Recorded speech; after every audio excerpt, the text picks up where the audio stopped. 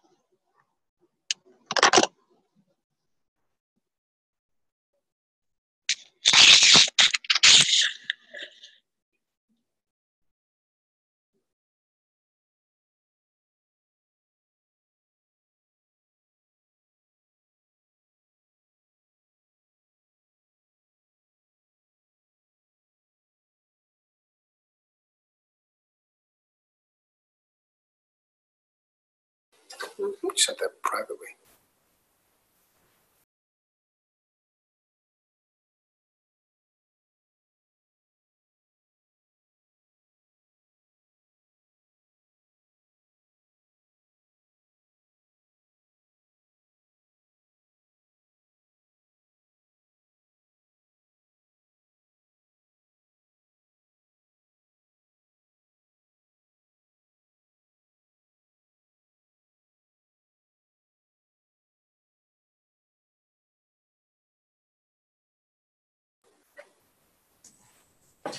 Evan, are you ready to get started? I'm ready, Brandon. Thank you. All right. Hello, everybody. Welcome to this month's version of our online Hangout with Evan.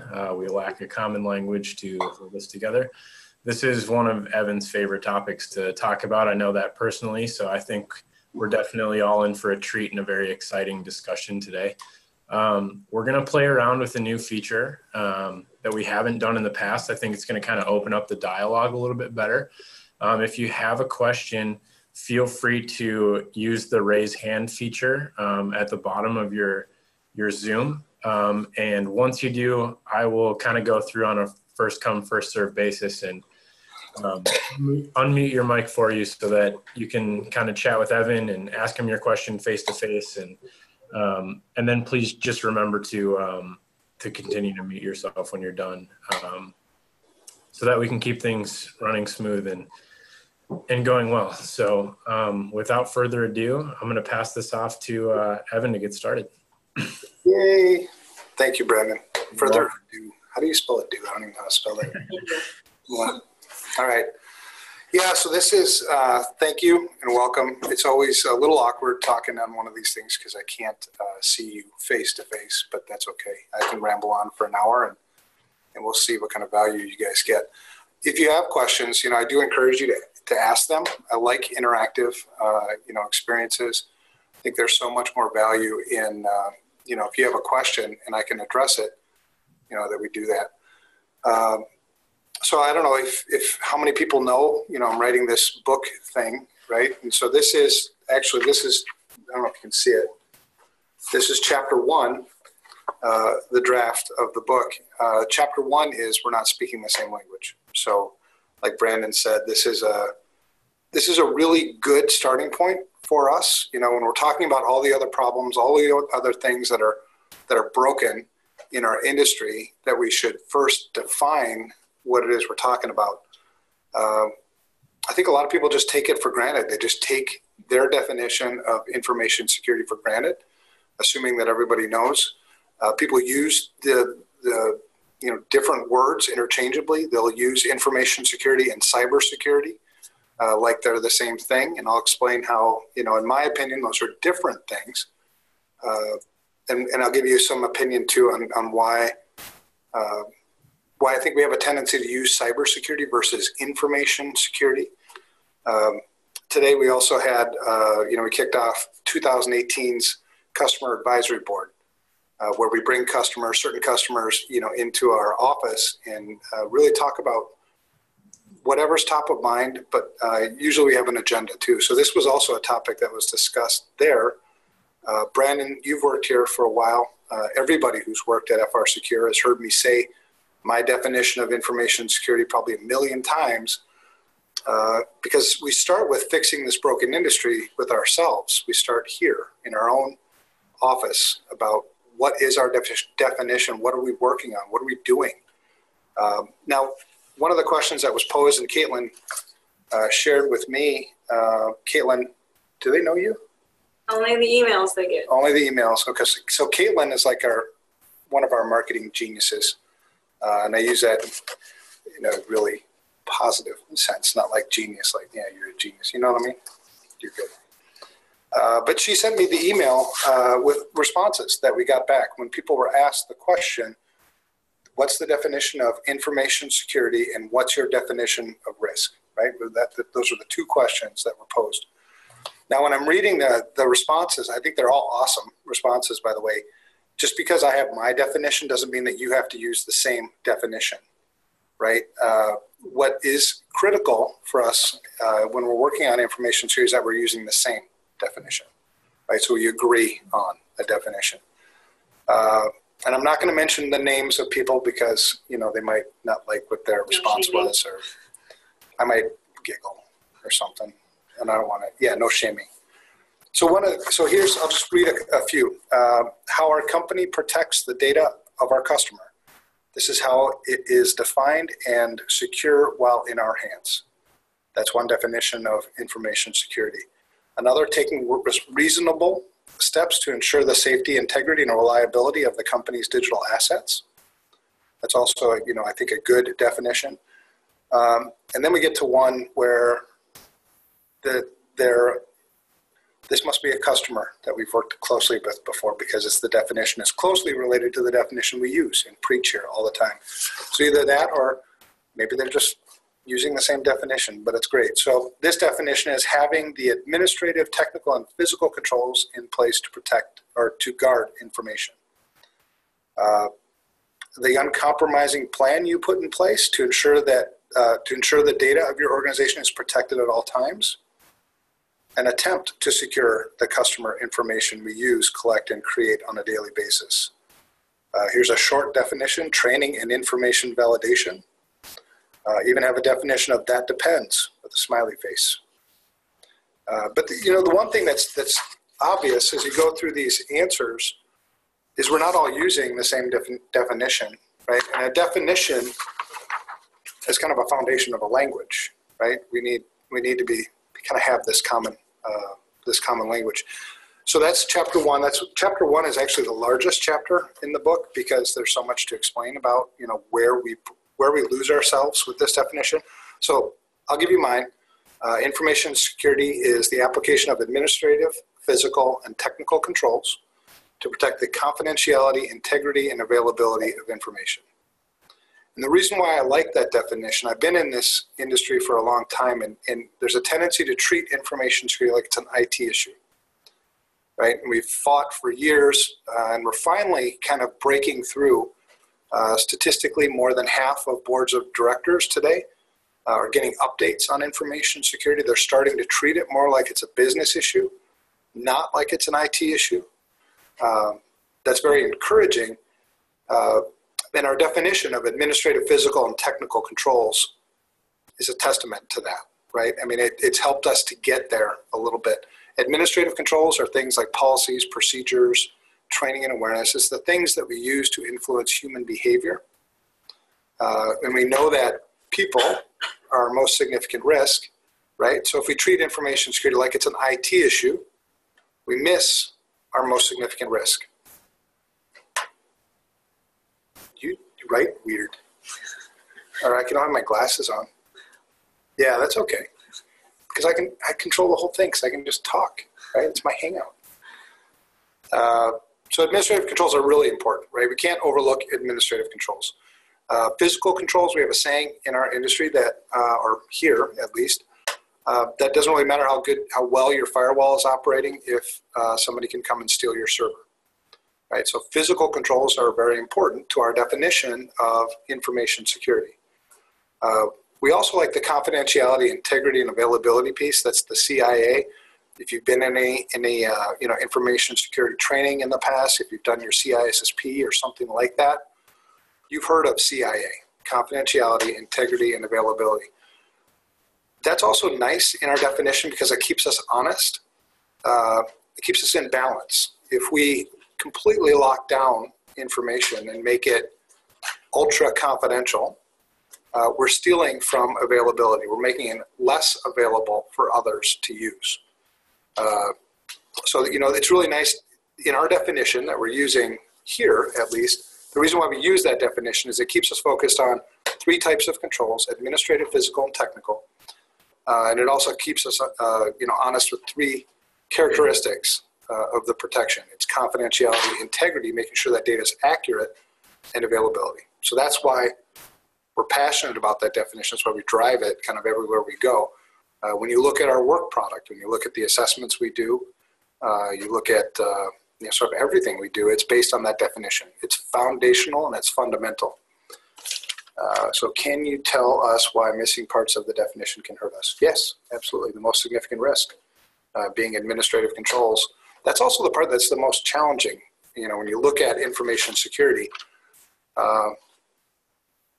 technical controls are sort of fun, right? And usually they're not difficult. Their computers only do what you tell them to do, so they do ones and zeros. It's when you insert the human element that things get funky, right? Computers are digital, on or off. They only do what you tell them to do. People are different. People are analog. They're all over the place. So most of our challenges come from securing the person, the people part of security. So that's why our definition, it keeps us so we don't overemphasize one part of security. Okay, so should we look at some more definitions? Protection of electronic data against unauthorized use. So fitting that into the definition that I applied, protection of electronic data, so we've got one type of data against unauthorized use, defining what unauthorized use might be, access, maybe it's an access control. Risk. Well, I'm getting to risk. I'm not even going to do the definition of risk yet. I'm still on this information security one. Another definition, your data is less susceptible to malware, etc. So that stuff is true. Protection of information in depth. And here's one right here, right? Textbook. Information security is the effective application of administrative, physical, and technical controls to protect the confidentiality, integrity, and availability of information. Beautiful. So when we're working with those organizations, it's easier for us to work with them because we're working off the same definition. You'll find that when I work with clients, I'll start with that. I'll start with, what's your definition? When you're thinking of information security, when you're thinking of engaging us to do something for you, where are you coming from? What's our common definition? What's our common language? We did the same thing in the target breach. After the target breach, working on the special litigation committee, investigating that breach, that was a question that I had asked the lawyers to ask over and over and over again. Certainly from the CISO at the time all the way down. And it was interesting to see that there were just different definitions that were being used kind of throughout. Definition of risk. So risk, I like risk. It's a cool definition. Risk is an overused word, not just in our industry, but I think in business in general. And when you do a Google search for definition of risk, you'll find that there isn't one definition of risk that's universal across all. The definition of risk that I use is the likelihood of something bad happening and the impact if it did. It's a simple definition. It's easy. It's easy to understand, I think, and apply. Where the complications get in is when we throw in threats and vulnerabilities. A threat is something that compromises or could compromise a vulnerability that leads to the likelihood and the impact. So you're taking it kind of a layer down from that high-level definition. Vulnerabilities are nothing more than weaknesses, right? So any weakness in my information security program is a vulnerability. Some of those are technical vulnerabilities. Some of those are physical vulnerabilities. There's no keycard access, right? We just secure maybe the front door with a keypad. That's a potential vulnerability because there's a weakness in that control. So hopefully that makes sense. When we do a risk assessment, an information security risk assessment, essentially what we're doing is finding vulnerabilities, weaknesses in controls, in administrative, physical, and technical controls. And where there's a weakness, is there an applicable threat? If there's an applicable threat, then there's a likelihood of something bad happening and an impact if that bad thing happened, right? That's the definition of risk. So the quick definition, likelihood of something bad happening, impact if it did. And that gives us the foundation for how we make risk-based decisions. And we do the same thing like inherently, right? When you drive into work and the light turns yellow, you do a quick risk assessment in your mind. What's the likelihood of something bad happening? The impact if it did, no pun intended, if I decide to run this light, right? And so you look around for police officers, figure, well, the risk is pretty low. I'm going to go for it. But anyway, the goal with information security and risk is not to eliminate risk. That's not possible. The goal is risk management, right? Difference. Anyway, definitions of risk I see here. The likelihood of something bad happening, the impact if it did. That sounds like my dude right there. That sounds like a blood brother. A vulnerability we may not be able to remediate or protect against. The threat and likelihood of a breach happening. Likelihood times impact. InfoSec debt built up in systems. Risk is the combination of likelihood of something bad happening or something happening and the impact if it did. Did you know that, when I was doing research for the book, this thing, there was a definition of risk that I found that actually had positive outcomes, where you could have a risk of something good happening. but I don't like that one. That's not traditional. Okay, so let me go into so that you get the point, right? The definition of information. So we're not speaking the same language unless we're using similar or common definitions. Information security is the application of administrative, physical, and technical controls to protect the confidentiality, integrity, and availability of information. That's our definition. Definition of risk is the likelihood of something bad happening and the impact that it did. Take those two things, mush them together, and that's how you build an information security program and manage a security program. Seems simple at that level. Once you get into the details, it gets a little weird. So the problems in our industry around us not speaking the same language, one, we don't have a language that's defined in our industry. If you were to put 10 information security people in a room and ask them for their definition of information security, you'd probably get 11 different answers, right? So that's a problem because we're all working together now in today's kind of society where everything is connected and everybody's working together. It's really important that we use the same definition. And so in the book, it's an explanation of that problem. And it's a call to action. It's a call for us to get together and figure out what our common definition is going to be. So then when we ask people, at least they're closer than what we get today. So when our language is poorly defined, two organizations speak different languages. Some organizations might be using, an ISO standard, for instance, to build their information security program. ISO is Common Standard 27001. Some people might be using NIST, SP 800- I don't want to sound too geeky, but SP 800-53, or the common or the cybersecurity framework CSF. Some people might be using COBIT. Some people might be using critical security controls. Some people, whatever, and they're using different methodologies to measure information security risk. The problem is, if I'm going to do business with another company who speaks a different language than I do, they assess risk differently. They have different definitions. They're using different standards. How can I accurately and adequately assess risk in doing business with that other company? That's a vendor risk management program or problem. And if it's one-to-one, that's not that big of a deal, right? I can learn their language and apply it or translate it into my language to two companies, right? The problem is I don't have I don't have one customer. I might be doing business with 50 different big companies, right? And they're all speaking different languages, or some of them. That becomes a problem because now I have to learn 25, 50 different languages, and I need to translate between mine and theirs. We've made attempts to fixing that in our industry by things like the SOC 2. Have you ever heard of a SOC 2 report? That's an audit report done by a CPA. It's an attestation of specific criteria are in place in an environment. It can be very subjective. So, there are faults in that. Others are high trust certification, ISO certification. Some people are doing custom risk assessments. Some people have seen the huge SIG questionnaires.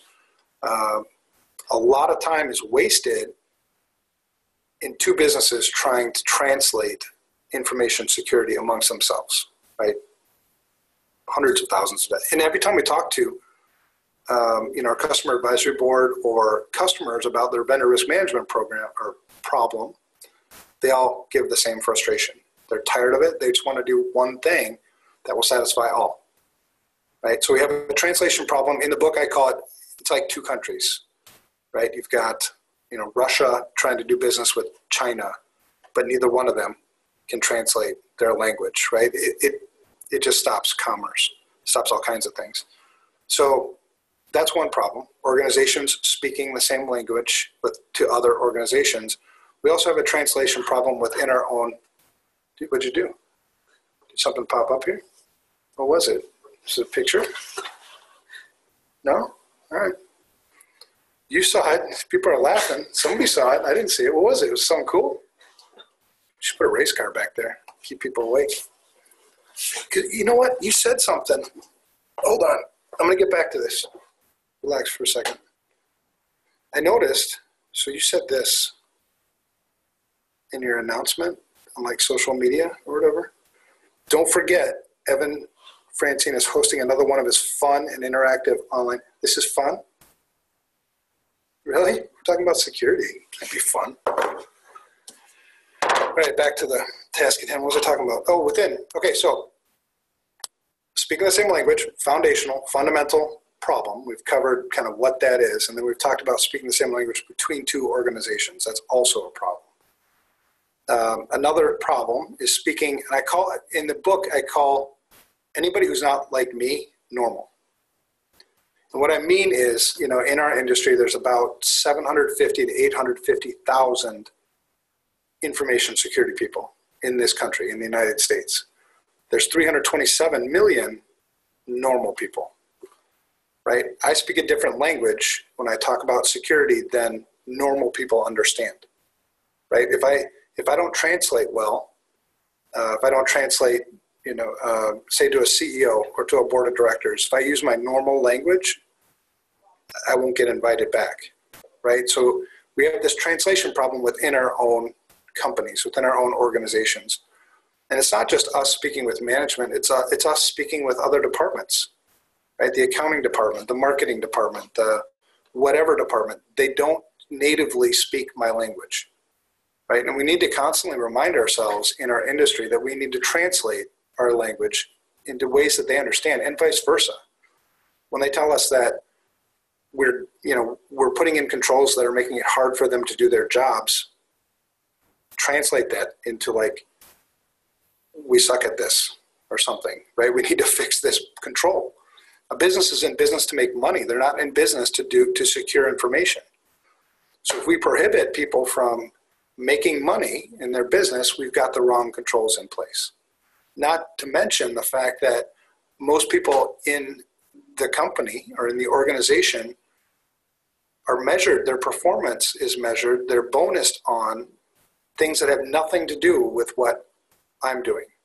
Meaning, they don't get bonused on how strong their password is. They don't get bonused on two-factor authentication. They get bonused on getting specific tasks done.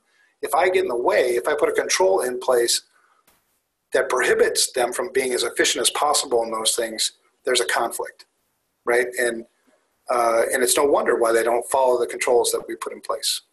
We don't talk to them. We don't understand their language. We don't take the time to put the right controls in place. We don't collaborate. And I'm talking in general. I know in some organizations, they've got this all figured out. But in most organizations, they don't have it figured out. We just assume that they understand what we're saying. We call them, things like stupid users or whatever. We get frustrated with them. That's not the right approach. It's not going to help. So that's the second kind of problem with our language is, well, third, we don't have a language. The second problem is the definition between two companies, the translation between two companies or two organizations. The third problem is translations amongst the user population, the normal people and the security people. And the next problem is just our own agreement on our own language. Within, I call it within our tribe.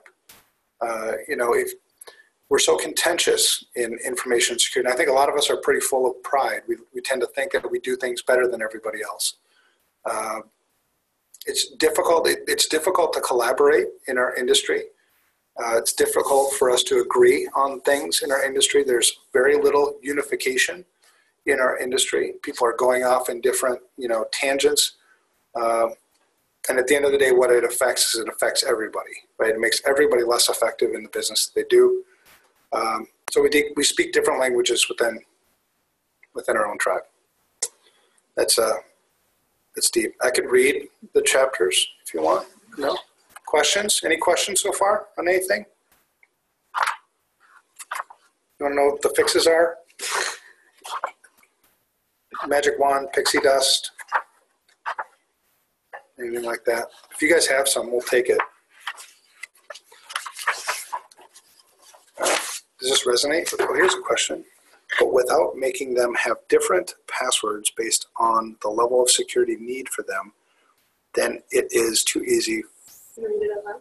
I am. Am I reading it out loud? Don't read it out loud? It is quiet. Oh, read it louder. Yeah. Okay.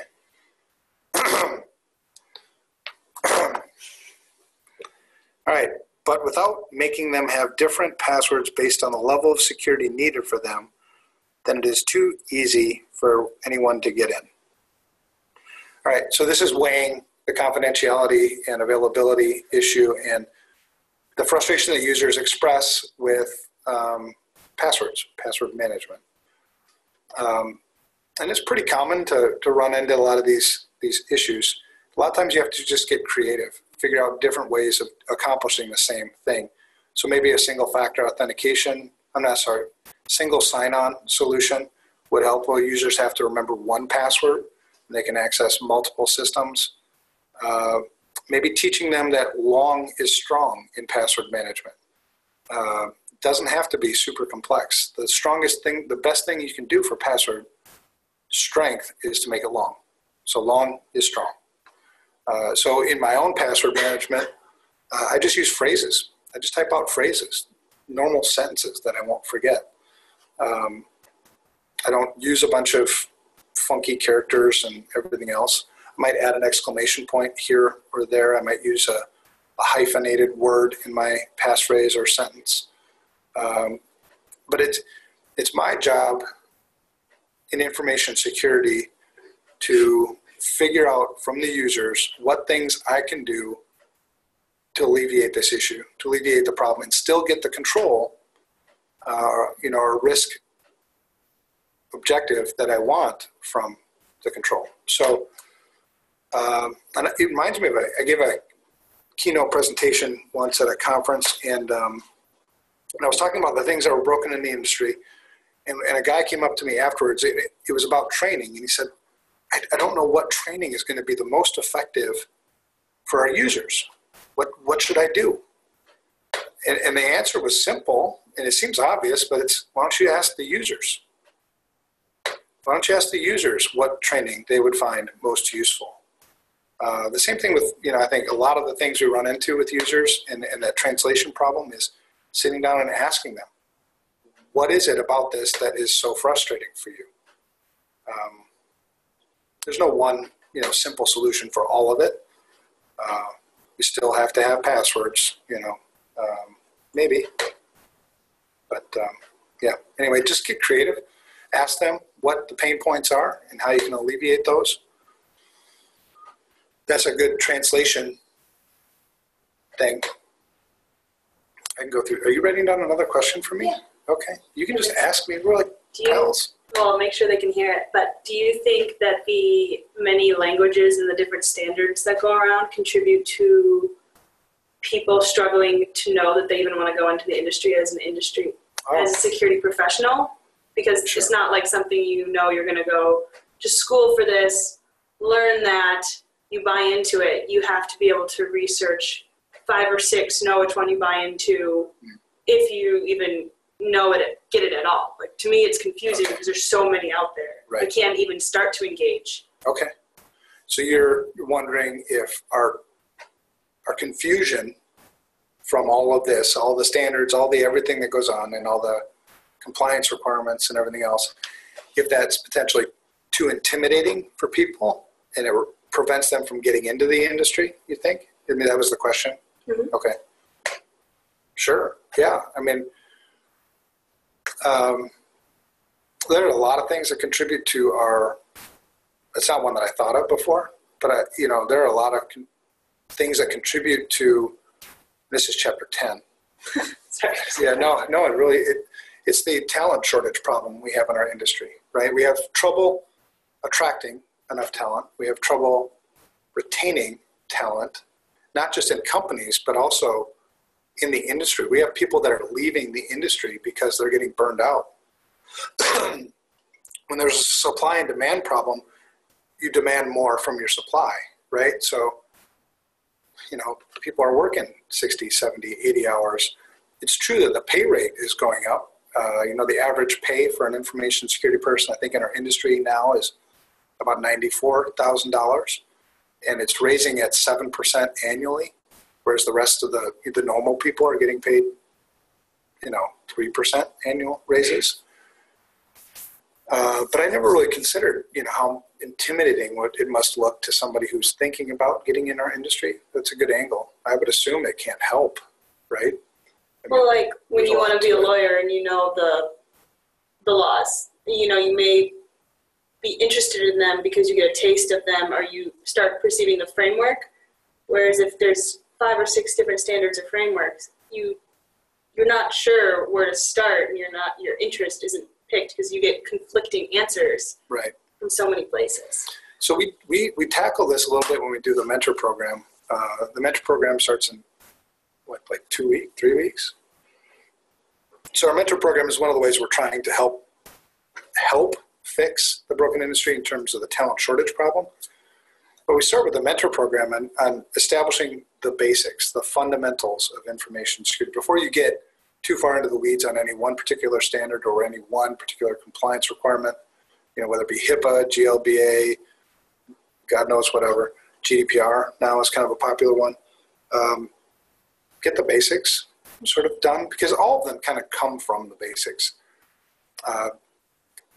The right way to approach compliance is to build compliance into security as opposed to building security into compliance. So if you build a good security program that is managed on risk, that's the intent of most of the regulations anyway, right? So you sort of get a compliance on the side. Oh, another question. That's a big one. Oh, this one was asked privately, so I shouldn't announce their name. Or should I? No, don't out them. All right. Confidentiality, it's my middle name. If we're not speaking the same language as security experts to each other, how can we communicate the importance of security to organizational leaders who still believe a breach will never happen to me? What buzzwords do C-level managers need to hear to make them realize the importance of security? So 2 questions, I think there. One is, if we can't agree on the language amongst ourselves, how can we expect to effectively communicate that language to C-level executives or others who don't speak our language? Therein lies the problem. So we do it. So today, and there's a call out for it in the book, if you look at other professional services industries, take accounting, for instance. Accounting has a central sort of standards definition sort of body. It's called the AICPA, the American Institute of Certified Public Accountants. They don't govern it, meaning that if I'm going to do accounting, I don't have to follow their guidelines, but they provide kind of codes of conduct and guidance and what have you. If you take legal, you've got the American Bar Association, right? They establish kind of the same things.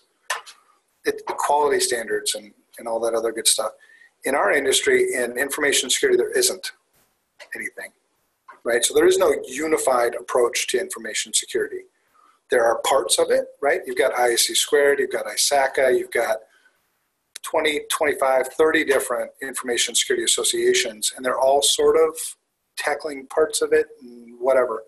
ISSA is another one. And they're all good organizations, but there's no unified organization. There's no body to help kind of bring this all together. That's one thing we could do as an industry. Absent that,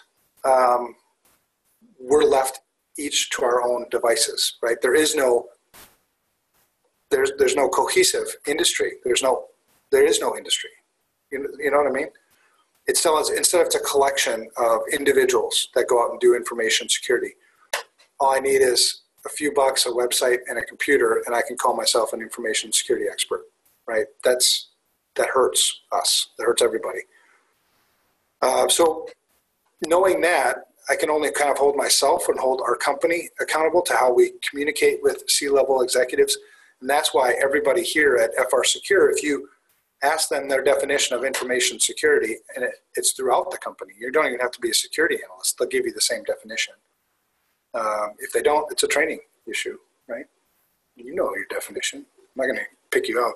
Do you have like a 5-minute though, if you had 5 minutes in front of us? Oh, 5 minutes? Yeah, so the way I communicate to boards of directors and executive management is I assume that I have 5 minutes, and that's all I'm going to get. And so in 5 minutes, I need to communicate to them our current state, our future state, when we're going to get there, and how much it's going to cost. If I can stick to those 4 things, then let them drive the dialogue from there. So that's why we've implemented and created the FISA score. It's a quick, easy way for them to understand. When I say that your FISA score or our current status of our information security program is a 500, they get it right away. I don't have to go into a lot of definition of what a 500 means because it's on the same scale as your FICO score, right? The 300 to 850. You can personalize that. You get it. If I tell you it's a 550 and I tell you in the next 2 years, it's going to, if we go according to the plan, it's going to be a 660 and it's going to cost us, $1.2 million or whatever the number is. I've satisfied my requirement. I've communicated to them current state, future state, when we're getting there and how much it's going to cost. You can add a 5th thing if you want. You can communicate. These are our most significant risks. These are the things that we're focusing on right now because they're the most significant. But usually that's how we approach communicating with C-level executives. What buzzwords do C-level executives need to hear to make them realize the importance of? I don't know. It depends on each C-level. I mean, every company's got a different culture. The C-level drives the culture in most organizations. I don't know what language, like negligence. all of them speak. You can use negligence. I like to steer away from fear as much as possible. Negligence starts to institute kind of this fear thing. But there is this reasonableness, right? I mean, negligence, the bar for negligence is when I don't do, what a reasonable person would do with the same information, right? I mean, I'm not a lawyer, but I think that's pretty close. And so if everybody else is doing something and you're not, well, then you need to have some defense on why you're not doing the things that reasonable people are doing, right? Which leads to kind of this herd mentality piece too. But yeah, there's different buzzwords for different, C-level executives. I try not to use, fear. I think they see a lot of that in the news. Equifax would probably be a good buzzword. Yeah, you could use Equifax. You could talk about current news, ask what their concerns are, the current things that are happening. Ransomware is still very popular, crypto jacking with, cryptocurrency and, all those things. Chances are some of them may have dabbled in some of those things. You can start a dialogue about cryptocurrency. It really depends. Looks like issue with okay. Yep, SIP phone, April 10th. Oh, the CISSP Metro program. Yep, April 10th. More questions. Do you need to be physically present? Oh, no. Still questions about the CISSP Metro program. That thing we started that program in 2010 with 6 students. One of the original 6 students was actually here today. He was a customer, Roger Hagedorn. He runs security at the city of Minneapolis. It was really cool to see him today, knowing that we're starting the next CISSP Metro program in just, a couple of weeks. And we're expecting over 300 students this year, which is so cool because last year was 163. To go from 6 to that, at least it makes you feel good that you're contributing to the fix of the broken industry as opposed to contributing to the brokenness. And that's kind of what we ask ourselves, with our mission, on everything that we do. Is this making things better or is it making things worse? So that's the CISSP Metro program. Really, it's cool to see that happening. Any other questions? Hand raising?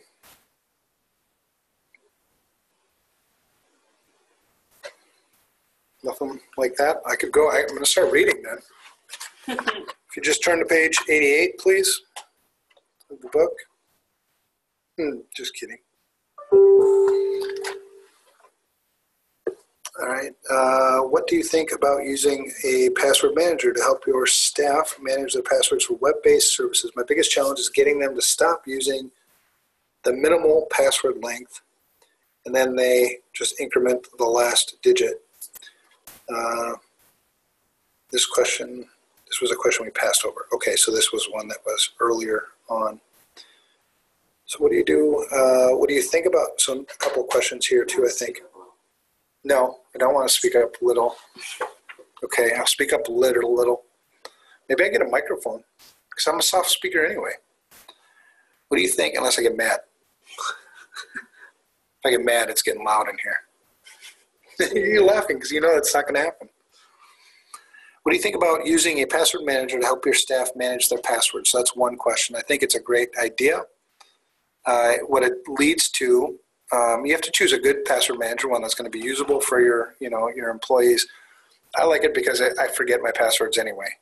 I have a lot of passwords. I actually just this morning, I was using, I have an encrypted USB hard drive that I use to store some of the archive files that I sometimes need to go back and get. Well, it's an archive. So I forgot my password. Thank God, I had, our password manager, and I could go in and grab, what that password was. Without that, well, in this case, I would have lost a bunch of data. So that is sort of my backup. The other alternative is I don't use a password at all. And then if somebody steals that hard drive or I lose it, that's an archive. That's got actual customer data on it. So that's going to be a bad thing.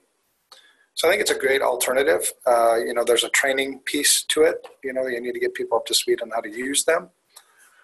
Then the second part of the question is my biggest challenge is getting them to stop using the minimal password length, and then they just increment the last digit by 1. I don't know your culture well, but I think tasers. What? You're laughing. I was serious. We have tasers here. No, it's a joke. Tasers. Okay, so the biggest challenge is getting them to stop using the minimal password length. Increase the password length requirement, then maybe. It's a training issue. I guess, finding out from users why this behavior is the way it is, and then maybe explaining to them why it's not good behavior. People have a tendency to, so I would treat this as a training opportunity. We have a bad rap in information security where we're so sanctions based, right? You don't comply with a requirement, something bad happens to you. Whatever that might be, we'll hassle you, we'll make it harder, whatever we're going to do. Instead, trying to figure out why people do what they do and why they're motivated to do it this way, going, with things like rewards-based information security programs, gamification, making security more enjoyable for people to participate in so that they're less kind of resistant to the things that we ask them to do. That helps in a lot of these things. But I think if this is the one struggle and the rest of the culture of the rest of the culture in the information security program is kind of good. It's just, it happens to be my one problem. It's a training issue. Spend time asking why they do what they do and explain to them why it's so important that they don't. A lot of times we'll personalize it too. So the same poor password management techniques that you're using at the office are probably the same bad techniques you're using at home. If you might even be using the same password at home.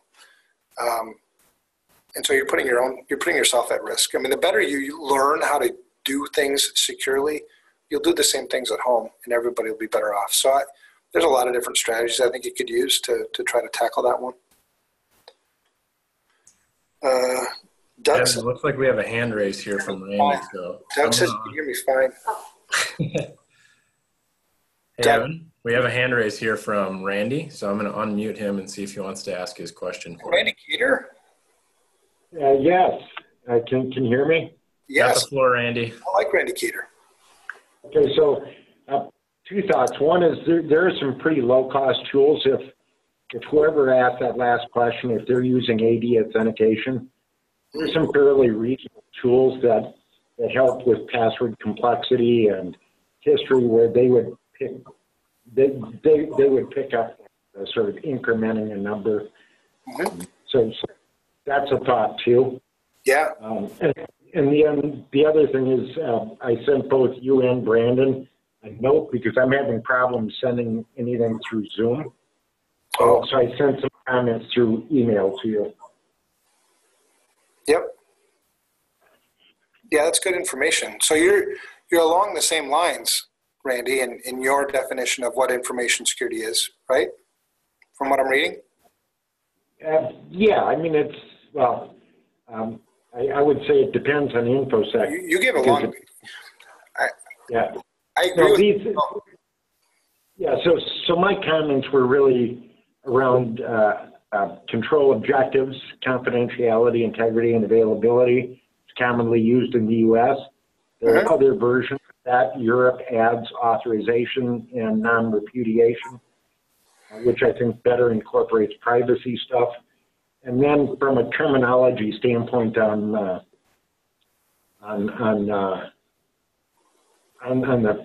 administrative, technical, and physical controls, I can tweak that a bit. I know HIPAA and other NIST use those three. IT projects and so forth tend to think of them as in terms of people, process, and technology. So I tend to use those along with physical just because it meshes better with non-security things and activities. Okay. So those are my thoughts. And these are good. I mean, it's a good dialogue because I think on the first point, authentication and non-repudiation, to me, those are controls, not. So I would use these would fit within the category that I would use as access control. Or access control, it's identification, authentication, and then authorization. Because really, a non-repudiation is kind of an authorization function, at least in my mind. But I think the definitions are close enough to where we could certainly have that foundation that we can work together. I think the point is that it's not purely a technical issue, and we have to incorporate physical as well. So I think your definition and my definition, as I stated it and as you stated it, I think could mesh perfectly well together. It's more just kind of the detail stuff. Do you agree? Yeah, no argument there. I think the one caution I would have that I found is that we have to break out of the security silo, and which means that we're going to touch things like privacy, and privacy is more about how data is used, not necessarily secured, but how it's used. Well, so I would argue, for example, non-repudiation is an objective. If it's important that think about financial transaction. And authorization has to do with how you can use the information. It does not fit within AICPA definitions for confidentiality and integrity. You said authentication, not authorization, though, right? Or you're still in an discussion. Authorization and non-repudiation are the two objectives I would add to CIA. Mm-hmm. I'm going to sell you one of my books, Randy. I'll read it. I know, and I'd love to. I'm going to be excited to get your input and feedback. So, for people who don't know, Randy's very well respected information security leader that I've learned certainly a lot from in our work together. And on the privacy point, and this is what I made this point to. Actually, it was the target CISO at the time. That in my mind, privacy is a subset of information security because it for one, it's one type of information. It's personally identifiable information or information that's private, and it's focused primarily on confidentiality, right? Integrity of the data, whether the data is accurate or not, that's not usually accounted for too much in privacy. And availability usually isn't even a part of privacy at all. So when I fit privacy kind of into my definition of information security, at least as I've been using it, privacy applies to confidentiality of one type of information. So that's kind of like how I reconcile privacy fitting into security, as opposed to kind of being two separate things or fitting it the other way around. But I think either way. I think that's a challenge in the industry with how we word it, the language. Yeah. Because, again, I would say that your definition is very security-centric. The privacy professional would say security is a subset of privacy. So lawyers. CIO may view both of them as a data management issue. So I don't know that industry will ever arrive on common definitions. Right. But I would just suggest that if plugging into the broader ecosystem that we operate, IT and privacy should be the goal so that you're using all the right terminology with the people you interact with every day. Right. I guess is my introducing new concepts. Yeah. Yep. I agree. Very good input. I'm glad you're here, Mandy. So I have another question. It says, as an IBO, how can help to secure information? I know, but I got to read it. I can't read it loud. I will speak louder. As an IBO, how can help to secure information that I have to keep on file? I keep everything on a laptop that I take to every job. Well, I think that's a deeper, longer answer. Secure information that you keep on file and you keep it all on a laptop. Well, there's a lot of things, a lot of guidance around how to secure information on a mobile device and how to secure information on a laptop. Encryption is going to be one of your best friends in terms of protection. Strong authentication, ideally two-factor authentication associated with accessing the data on the laptop, and a lot of things go there. Hopefully that answered your question at least a little bit, but there's a lot of guidance for securing information in a specific location, in this case a mobile device. Do you have any thoughts on the latest NIST guidance for passwords? Yeah, that's been confusing to a lot of people. This came up in a keynote a couple weeks ago. Actually, was on a panel. I was on a panel, and the discussion was around this, the NIST guidance for passwords, never expiring them and not enforcing complexity. So what this leads to is a password that you essentially can use forever, and potentially a week. So it's still long, right? So long is strong. So on that part, the non-complexity piece of passwords, I think is that you can mathematically show that is a better approach. The not expiring, that's the part I think I have trouble with. And the reason being is the only reason I would ever expire a password to begin with is that if there was a risk that it had been disclosed. And so if I'm just thinking of password disclosure through password cracking, that's one attack vector at a password, then yeah, maybe I never need to expire it if it's long enough. But the thing is that we use passwords with lots of different people, and then we trust the people that we're using the password with that they're storing it securely, or they're storing the hash value securely, or they're salting it and then storing the hash value securely. So everywhere I'm using that password, or assuming that same password is being used in multiple places, I'm trusting all these other places that they won't disclose my password. It's also assuming that I don't share my password with anybody, or I don't write it down just because the point is, if I never have to change my password, then I only have to remember one, I'll never have to write it down. That's, I think, the logic behind some of it. But it's not that simple.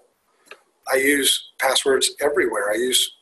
And sometimes I use the same password in multiple places. So to assume that password would never be disclosed, and then thus I would never need to expire it, I don't think that's helpful. So I don't disagree with the NIST guidance on that piece. I do agree with the complexity piece of making passwords long. That's mathematical. Okay. And privacy is about unapproved sharing of information, not necessarily just unauthorized access to information. Yep. Well, and this is, I like all of this discussion because it highlights, I think it proves the point to some extent, where we're using different definitions, still in a lot of different places. And so the definition of privacy, and the definition of information security, and then the definition of authorization, identification, and non-repudiation. I mean, there are a lot of words that we use in our industry. Most of us, I think, use the words correctly. Maybe not most, a lot, some use the words correctly, but I think a lot of people don't use them in the proper context or use them correctly, which leads to problems, because if I'm communicating this way to you, and I've got a different definition, I'm going down a different path. take information security and cybersecurity, for instance. Information security to me, I gave you my definition. It's administrative, physical, and technical controls. Cybersecurity is technical controls. I mean, the definition of cyber is related to technology. So when I think of, and I'm just being, full disclosure, when somebody uses the word cybersecurity with me, I'm thinking technical controls. Same thing with IT security. When you tell me IT security, I'm thinking technical controls. Information technology security, technology is like in there. It's one of the words. So I'm kind of a stickler on information security because we fought so hard to get the time we've got with business leaders and everybody in an organization we fought so hard to take it out of IT and make it more of a business issue. And people use cybersecurity. I think it's easier, it's sexier. They sell a lot more products because they use the word cybersecurity versus the boring information security words. So anyway, the point is we don't use common definitions in a lot of different places in the United States and, like Randy was saying, overseas in the EU. They use different definitions as well. So anyway, we'll keep fighting the fight. Randy, I will read your email and review that more. I'd like to learn more about, and maybe we do, and the same goes with everybody online. I do like coffee, so if we want to get together and have coffee and debate this stuff more, I think the more we debate it and we do it in a way that's productive, we need more of that in our industry. We need more productive discussion about what these things mean so that we can come to some kind of agreement. So I think that's a big point too.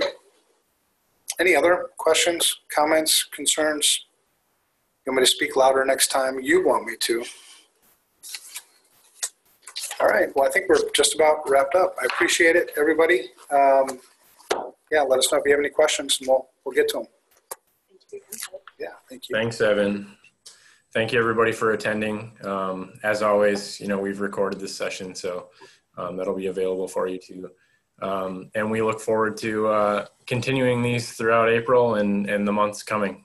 So take care. All right, we're done.